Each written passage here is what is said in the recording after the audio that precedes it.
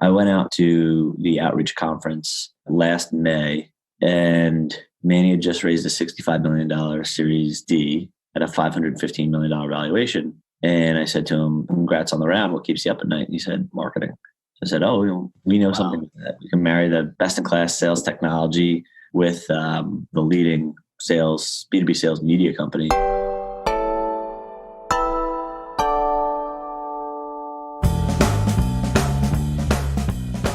Hello and welcome to episode 4 of the Confessions of a B2B Marketer podcast. And today we're going to be speaking with Max Altschuler, who is the person that created Sales Hacker from scratch and then sold it to Outreach in 2018. So we're going to be understanding how he did that, how they grew that content site to a size where they could get acquired by a large SaaS company.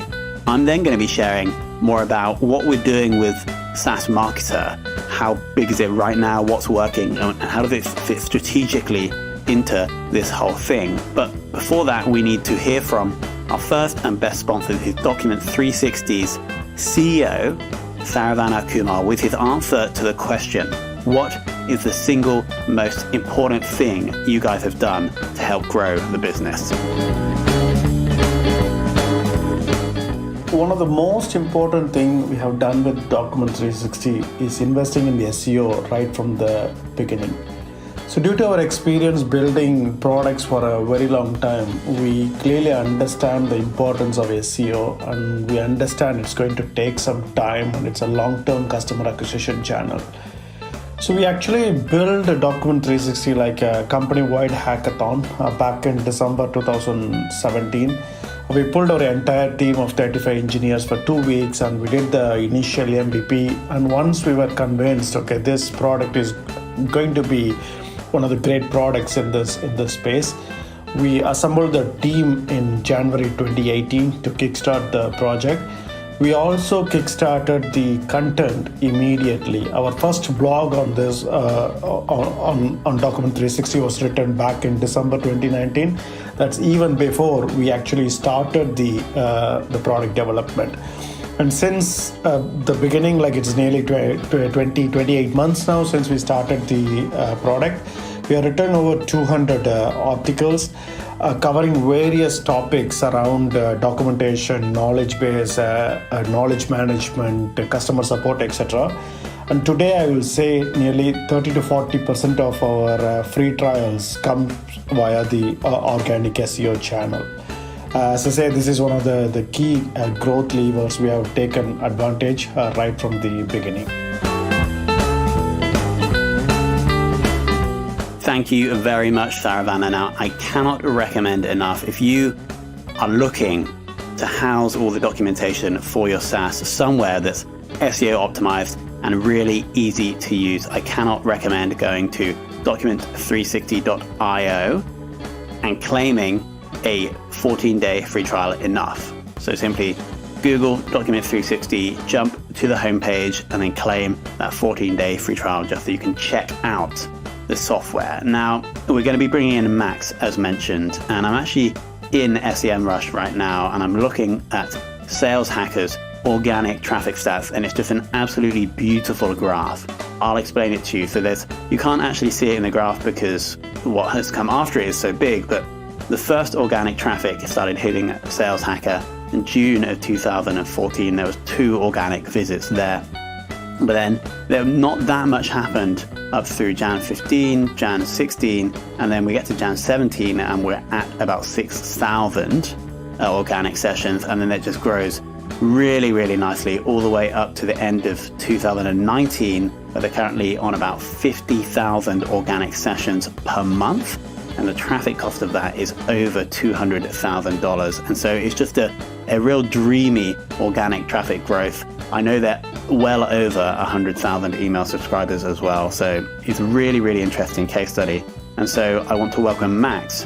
Max is the person who started Sales Hacker initially and then grew that from in 2014 all the way up to selling the business to Outreach in 2018. So we're bringing on Max here to understand obviously how they managed to grow Sales Hacker like that then also to understand more about Outreach's strategy, because they have acquired Sales Hacker, but they've kept it almost completely independent. They're obviously taking the revenue stream and reinvesting that into outreach marketing, but they haven't plastered Outreach's brand over it like you may expect. And so that's what we'll be discussing with Max. Max, welcome to the show. Thanks for having me.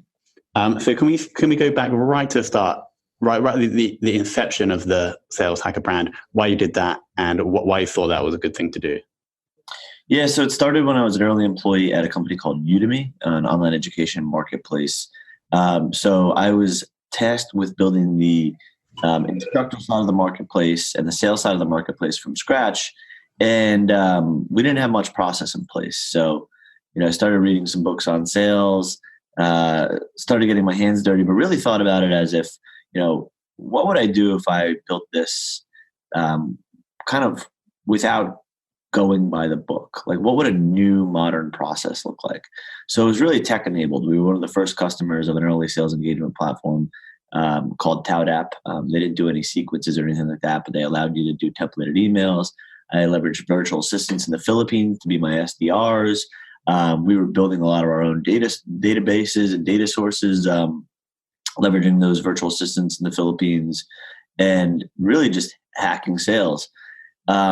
Because the growth rate at Udemy was so rapid, other founders and VCs were coming to us to ask us how we were growing so quickly, and our founders would basically point people in my direction. So we started a small invite-only meetup that was originally 4 people, grew very slowly on purpose to 20 people. We said only bring people who add value to the conversation, who are going to come with their own kind of sneaky tricks, tactics, hacks, strategies, whatever it is, because in startups, you have to be scrappy. You have to figure out how to do more with less. And that was the original mantra for sales hacking, was how do you get more juice out of less resources? We don't have what the big boys have.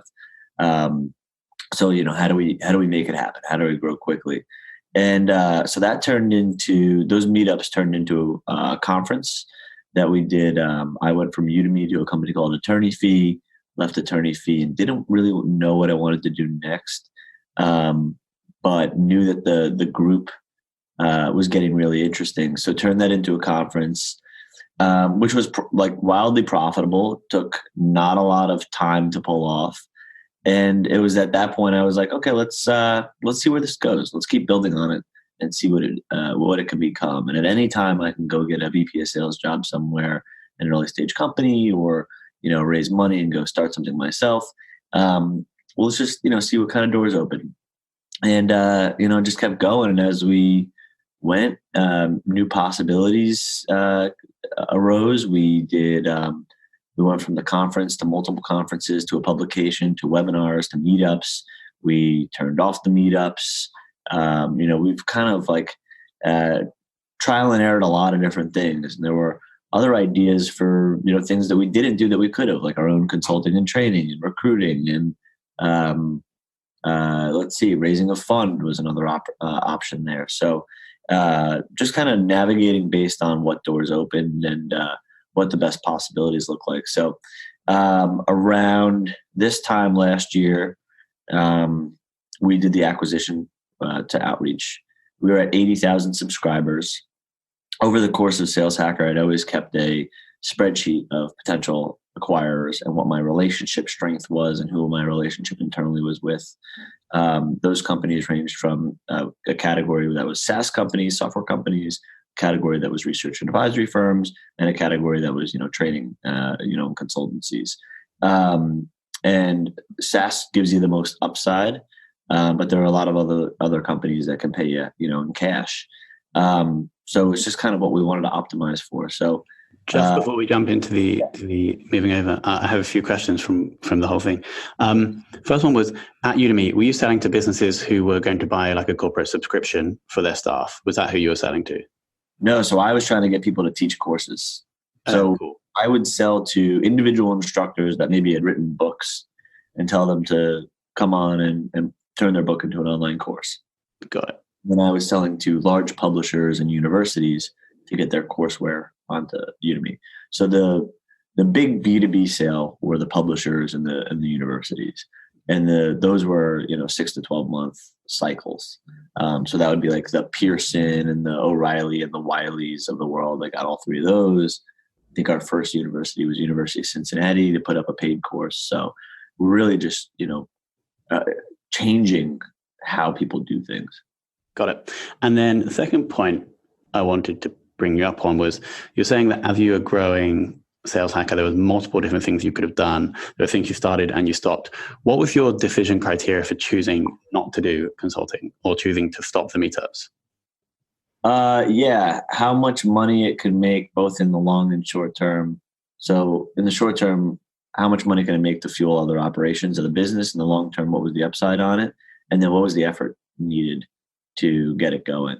And then also quality control. So the meetups were great, but I didn't have enough oversight into them. And so there would be times where some of the meetups weren't on par with the brand because either we didn't have probably a good enough host, or it just wasn't structured the way it needed to be structured. I probably needed a full-time hire that focused solely on building a structure for that. And it was never worth it. And it was not that profitable. And then the biggest point of frustration was when tax season came around, you had to pay taxes in all these different cities or all these different states that you ran them in.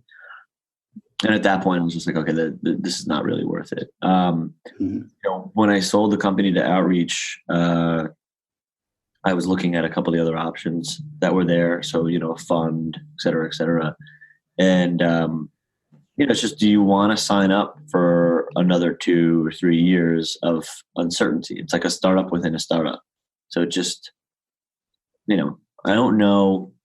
I think if I didn't have any options on the table, it's like, okay, you got to take that risk. You got to take that chance. But I don't know, I'm signing up for 2 more years of risk, but not as much. And my upside, I think, is much greater if you pick the right company to sell to than, trying to figure something new out that you've never done before in a business. And you also can potentially cannibalize it without getting anything out of it. So that's it. And then one more question before we move on to the acquisition. I'm looking at SEMrush in front of me, and it's telling me that the approximate value of your organic traffic is around $200,000 per month. Do you have any insight as to how you build that up over time? Because I see it was a steady rise over the past almost 3 years to get up to that point. Is the key just consistent, great content? Yeah, so all of our content's pretty much crowdsourced. So it's consistent, great content. The Sales Hacker kind of differentiator is that all of our content is practitioner-led. So, you can go read about a bunch of stuff in books and textbooks or whatever else, but we're a resource that allows, VPs of sales, sales ops, sales development, whatever the role is, people that are doing the job right now in companies to come on and talk about kind of what they're doing, share it with the world.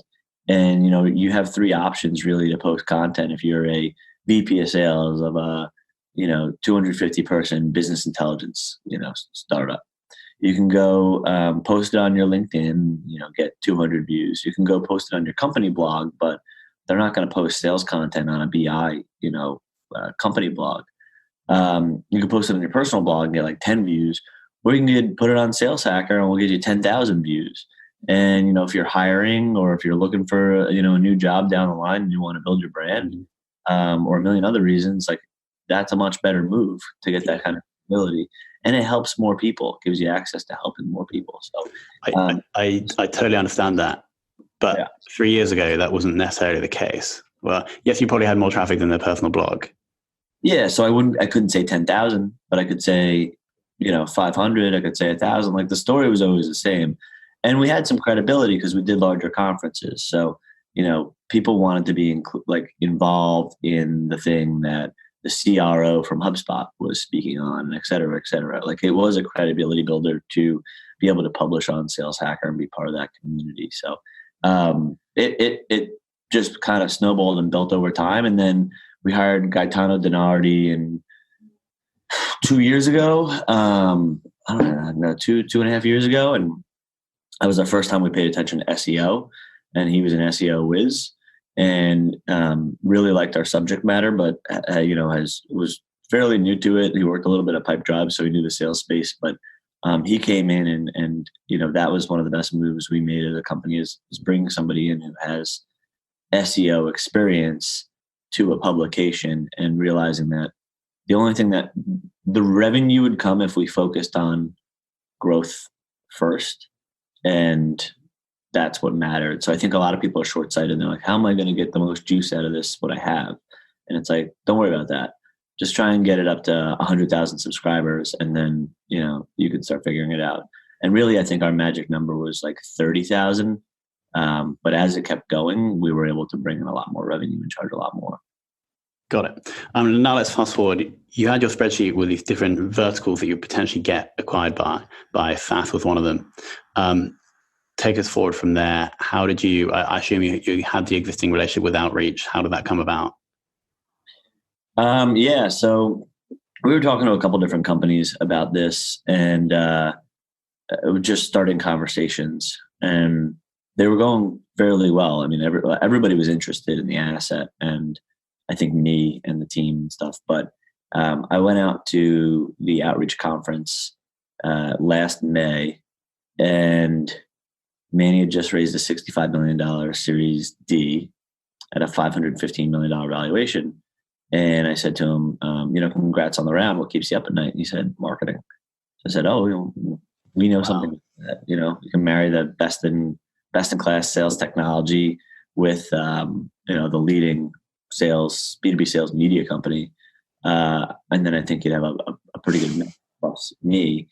And so it took us 6 to 8 weeks to kind of figure out terms, and then get everything finalized. And I started working there well before my start date, because I wanted to hit the ground running.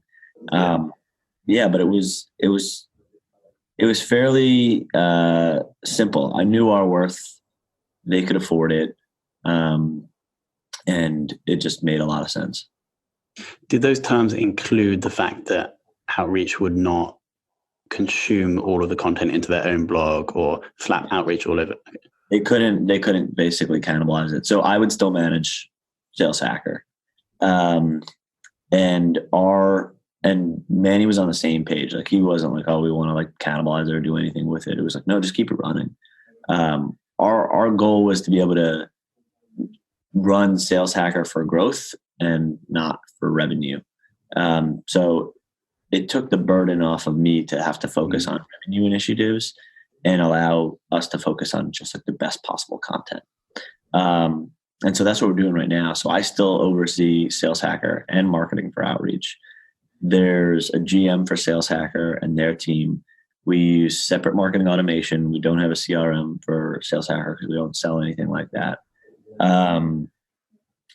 So it's completely, walled garden. It's hard line between the two things.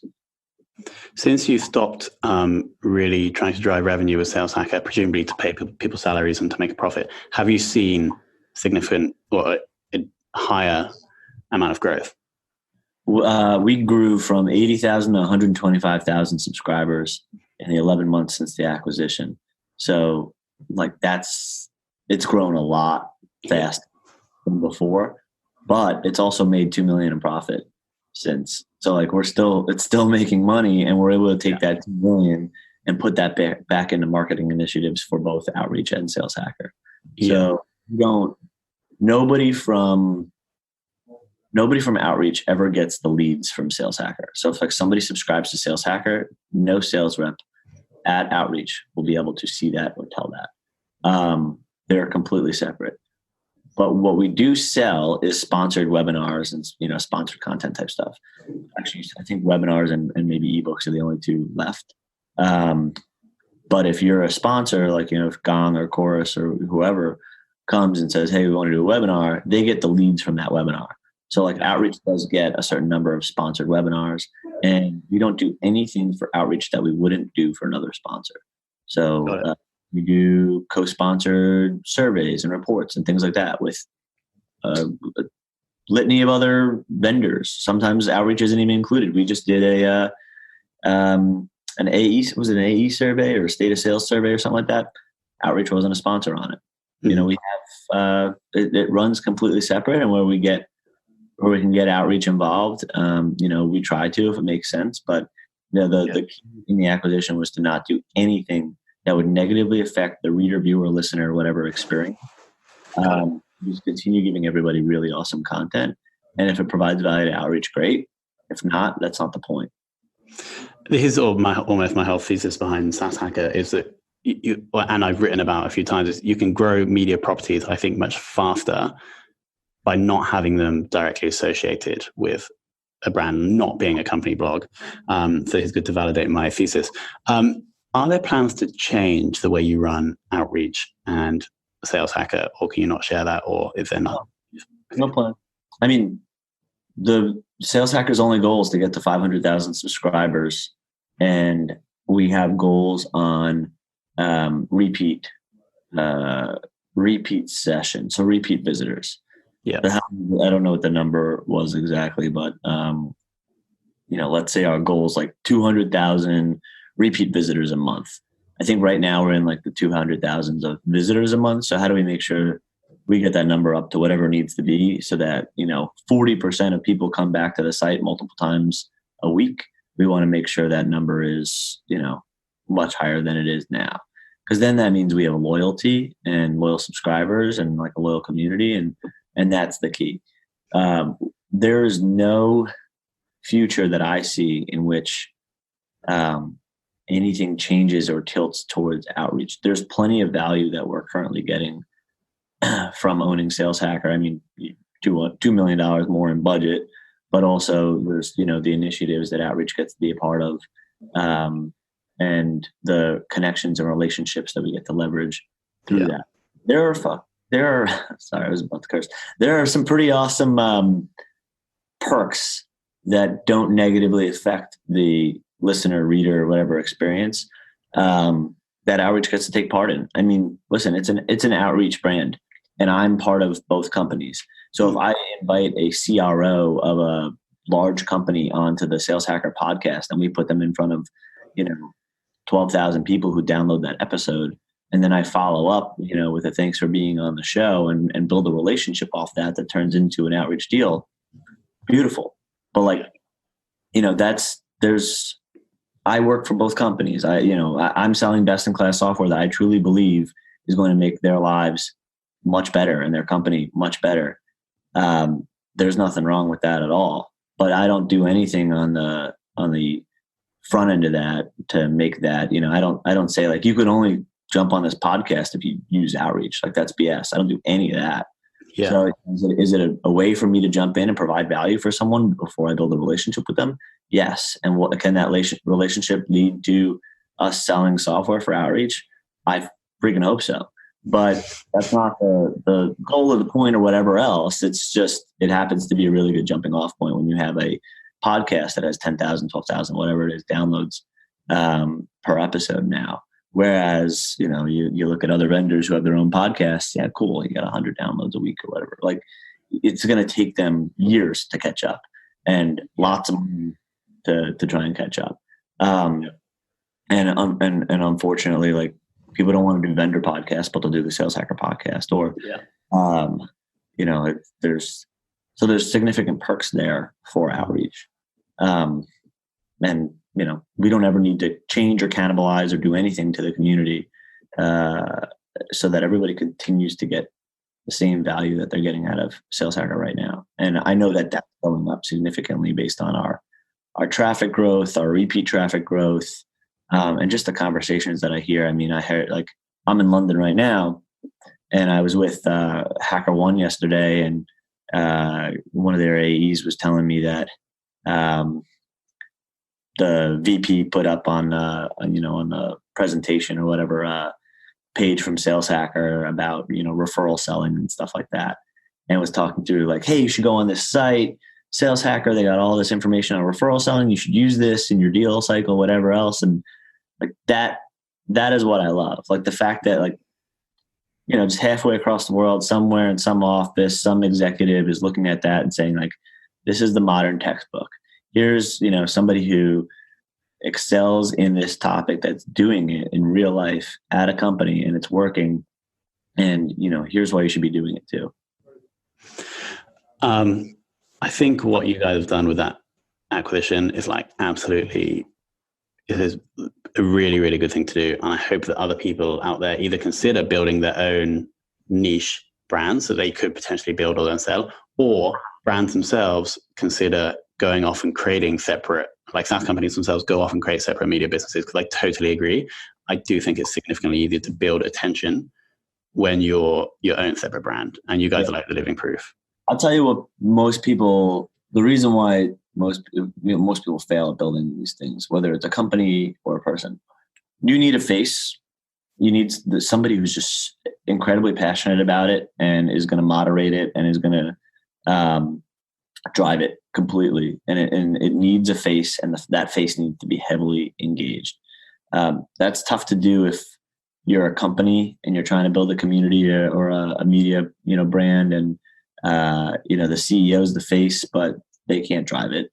And then you have somebody in marketing, if they're not a big enough voice, then they can't drive it. So, there are companies that do this fairly well, like Drift. They've got a very visible CEO who's great and, jumps in on the things he could jump in on. But the VP of marketing, Dave, has a really good voice too. And he's the face of it. And he drives a lot of the innovation and conversations.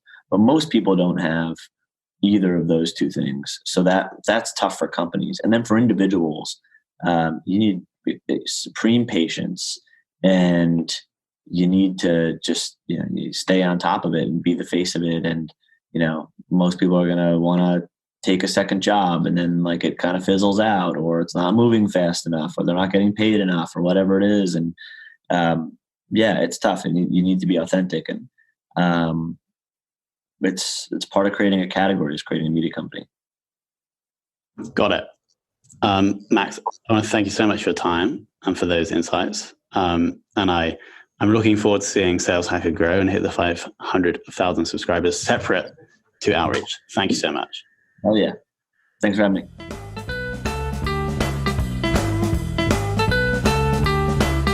All right. So you just heard my little training session from Max. I guess one of the reasons we brought him on was a little bit selfish. It's a beautiful growth story, Sales Hacker, and it's obviously something we're looking to replicate slightly with SaaS Marketer. So you just heard my mini training session there. And what I'm going to do now is share a little bit more about SaaS Marketer. Now, SaaS Marketer's obviously at a slightly earlier stage than Sales Hacker, but we're definitely on the trajectory. And so I'll share a little bit more about what the strategy is, what's working, and then what our plans are for the future. And so the history, as I explained in a previous episode, I was studying Sales Hacker, and I saw the growth, and I was just really kind of intrigued by it, as I thought it was a business that quite aligned with my personal skills. I built up quite a capability in both SaaS and in content marketing, and I couldn't find any kind of individual media sites that I thought were that good in the SaaS marketing space. And so I kind of jumped in. This was actually last year, where I started writing a daily email with just a short SaaS growth case study. And my initial goal there wasn't really to monetize initially. It was to build the audience and then work out how to monetize, whether that be through services or through software or through sponsorship. And this was going really well, that the email list grew quite nicely. And I really saw the power of having a media asset that wasn't directly branded or connected to the monetization method. As I've explained before, most SaaS companies or service companies will develop the product first, whether it's a software or it's a service, and then they'll tack on a media site onto the side, e.g. the blog or the podcast. And that's fine, it works. But as I started experimenting with kind of the media-only asset, I saw that the growth wasn't like anything I'd really seen when having a company-sponsored blog or podcast. And so the previous iteration of SaaS Marketer was actually a site called SaaS Hacker that I was working on as part of my last job. As I left the job, I spun out SaaS Marketer, which is now its own brand completely owned by me. And right now it's the front end of everything that I'm doing, really.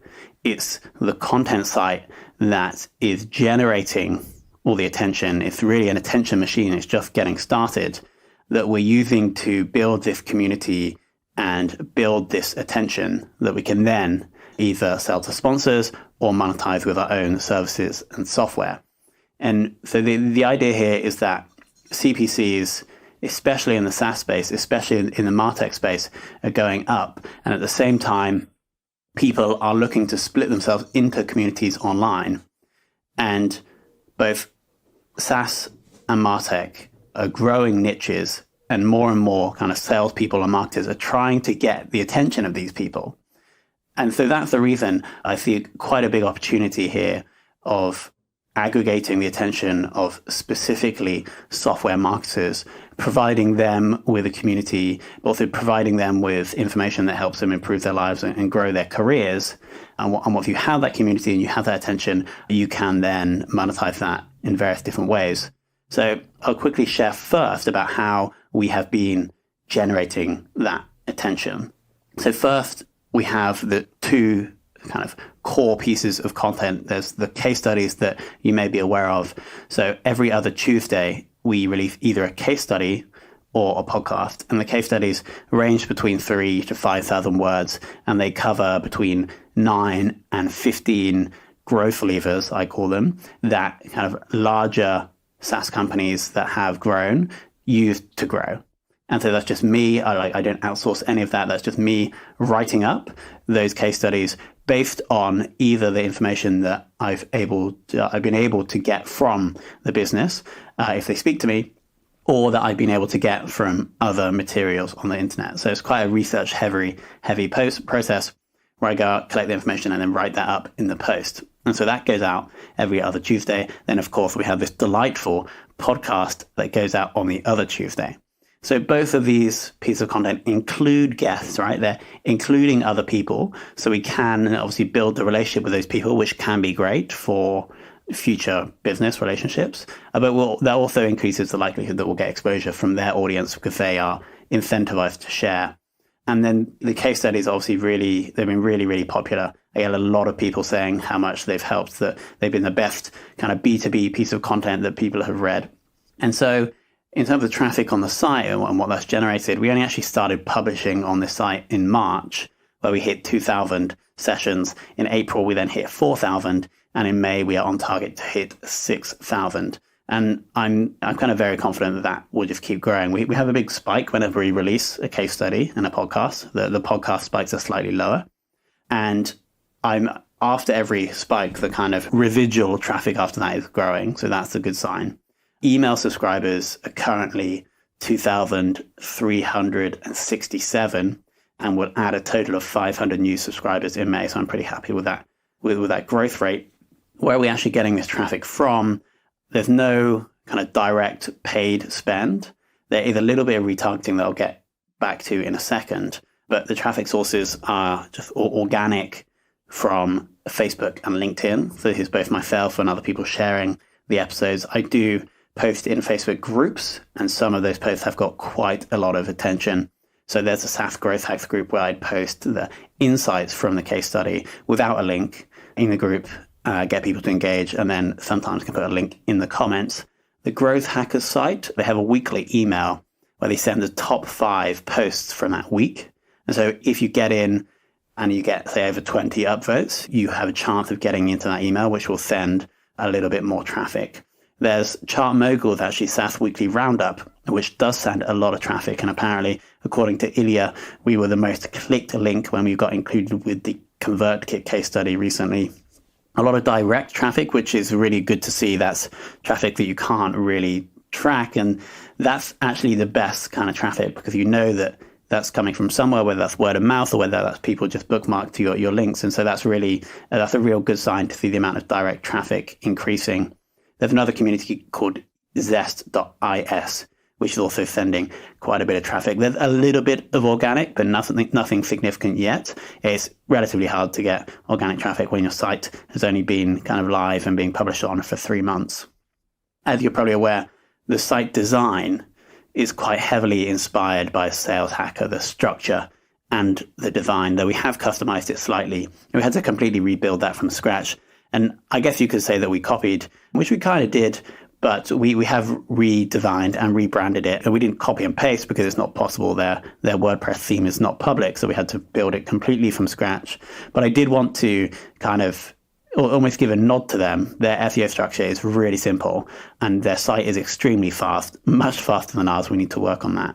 And actually a funny story, Gaetano Dinardi, the SEO whiz that Max just mentioned, actually reached out to me on LinkedIn to say, so you're the guy that copied the Sales Hacker site. I just replied with a smiley face because I didn't really want to get into any beef. But yes, it is heavily inspired. And I would like to thank Sales Hacker for that. So that's how we've been getting the attention with some stats. Now, how are we planning, or how are we currently looking to monetize that attention? Now, obviously, if you've heard on this podcast, we have a sponsor. So we're able to monetize the attention of this podcast through the sponsor. There's also some points on the site that you'll see Document 360 as well. And a big shout out for them for being the first sponsor. We're also kind of using Bcast, or Bcast is also a sponsor. You may see Bcast linked. You may also see Bcast on our tools section. We are spending a little bit of money on just testing, retargeting the visitors of the site into our podcast service and coaching funnel. So this is us either running podcasts for SaaS businesses or coaching earlier stage, either marketers or founders, on how to run this podcast partnership SEO process that we are running. And so that pushes the people that have been engaged and are aware of our brand and also qualified because they're interested in growing their SaaS company down into a funnel that will educate and then ultimately lead them to booking a call with myself where I can see if they're a fit, and then we can bring them on to the service or the coaching. We also there's a number of email autoresponders based on where you opt in from that kind of bounce people around. That's a concept in email marketing where if someone opts in for the case studies, then I'm going to link them to the podcast. I'll link them to kind of add me on LinkedIn just to try and engage them into the community, and then also direct them to the Facebook group, which is growing really nicely, by the way. We're adding about 10 new members per day in the SaaS Marketer Facebook group, which is really, really great to see. And you'd also bounce people to old posts to ensure that they've consumed all of the best content. And then ultimately there is a sales email somewhere in there where I add testimonials for the service and then link for people to book in or apply to a strategy session with myself so I can see if they're a fit for either the podcast service or coaching.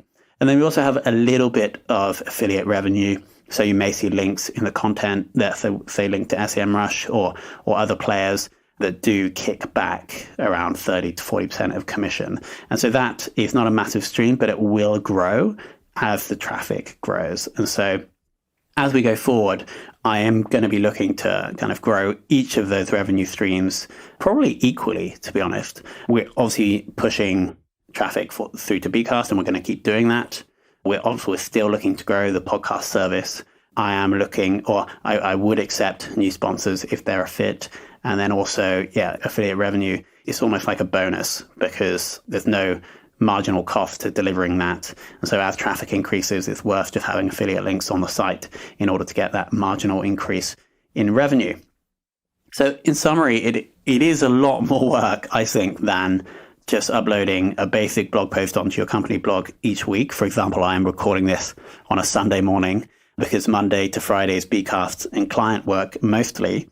And so I am left to create most of this content, not during the work week most of the time. And so it is more work, but actually I think we're building a significant asset here. And so like Sales Hacker, we're building something that is independent from a business, or is the business itself. And it right now is just about profitable on its own, depending on how you value my time. And therefore could be sold as an independent asset away from everything else. So just like Max did, I could go to, say, Ahrefs or SEMrush, any big player that sells software to SaaS marketers, and I could sell the site and then take a cushy salary. So kind of like insurance, if the software or if the services don't end up working that well or they don't scale, and I do just want to go and get a salary and maybe a CMO or like a head of marketing role, then I could take SaaS Marketer with me, right? And that would be quite good leverage, and that would probably set me apart from other marketers. Also could be a little payout if they want to buy the asset as well and then take that cushy salary. Now that obviously is an option, but it's not something that I'm considering at the moment. And we are full steam ahead with growing the SaaS Marketer community into helping more and more SaaS marketers, wherever they are in their career, kind of find connection through the Facebook group, but then also improve their skills by learning about what we're doing here, and that's what I share on the podcast, but then also learning from what the best SaaS companies are doing, and that's what I do in the case studies.